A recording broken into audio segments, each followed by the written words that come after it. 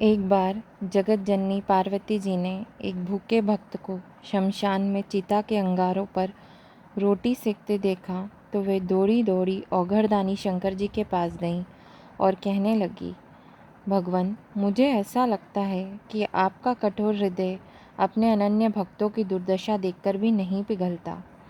कम से कम उनके लिए भोजन की उचित व्यवस्था तो कर ही देनी चाहिए। देखते नहीं, वह बेचारा भर्तहरि अपनी कई दिन की भूख मृतक को पिंड के दिए गए आटे की रोटियां बनाकर शांत कर रहा है। महादेव ने हंसते हुए कहा, शुभे, ऐसे भक्तों के लिए मेरा द्वार सदैव खुला रहता है, पर वह आना ही कहाँ चाहते हैं। यदि कोई वस्तु दी भी जाए तो उसे स्वीकार नहीं करते, कष्ट उठाते रहते हैं। फिर ऐसी स्थिति में तुम ही बताओ मैं क्या करूं? माँ भवानी आश्चर्य से बोली, तो क्या आपके भक्तों को उदरपूर्ति के लिए भोजन की आवश्यकता भी अनुभव नहीं होती? श्री शिवजी ने कहा, परीक्षा लेने की तो तुम्हारी पुरानी आदत है। यदि विश्वास न हो तो तुम स्वयं ही जाकर क्यों न पूछ लो। परंतु परीक्षा में सावधानी रखने की आवश्यकता है। भगवान शंकर के आदेश की देर थी कि माँ पार्वती भिखारन का छद्म वेश बनाकर भर्तहरि के पास पहुंची और बोली, बेटा, मैं पिछले कई दिनों से भूखी हूँ, क्या मुझे भी कुछ खाने को दोगे? अवश्य। भर्तहरि ने केवल 4 रोटियां सेकी थी, उनमें से 2 बुढ़िया माता के हाथ पर रख दी। शेष 2 रोटियों को खाने के लिए आसन लगाकर उपक्रम करने लगा। भिखारी ने दीन भाव से निवेदन किया, बेटा, इन 2 रोटियों से कैसे काम चलेगा? मैं अपने परिवार में अकेली नहीं हूँ, एक बुढ़ा पति भी है, उसे भी कई दिन से खाने को नहीं मिला है।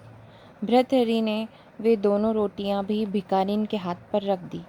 उन्हें बड़ा संतोष था कि इस भोजन से मुझसे भी अधिक भूखे प्राणियों का निर्वाह हो सकेगा।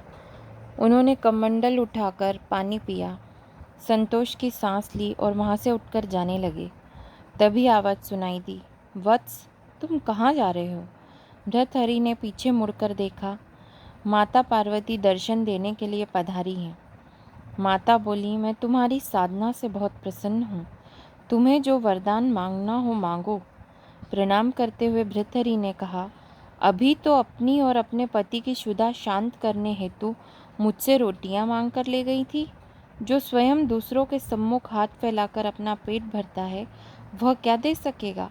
ऐसे भिखारी से मैं क्या मांगूं?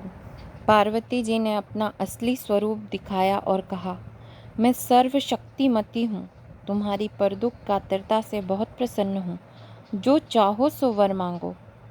भर्तहरि ने श्रद्धापूर्वक जगदम्बा के चरणों में सिर झुकाया और कहा, यदि आप प्रसन्न हैं तो यह वर दें कि जो कुछ मुझे मिले उसे दीन दुखियों के लिए लगाता रहूं और अभावग्रस्त स्थिति में बिना मन को विचलित किए शांतपूर्वक रह सकूं।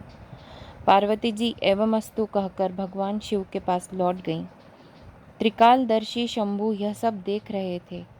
उन्होंने मुस्कुराते हुए कहा, भद्रे, मेरे भक्त इसलिए दरिद्र नहीं रहते कि उन्हें कुछ मिलता नहीं है, परंतु भक्ति के साथ जुड़ी उदारता उनसे अधिकाधिक दान कराती रहती है और वे खाली हाथ रहकर भी विपुल संपत्ति वालों से अधिक संतुष्ट बने रहते हैं।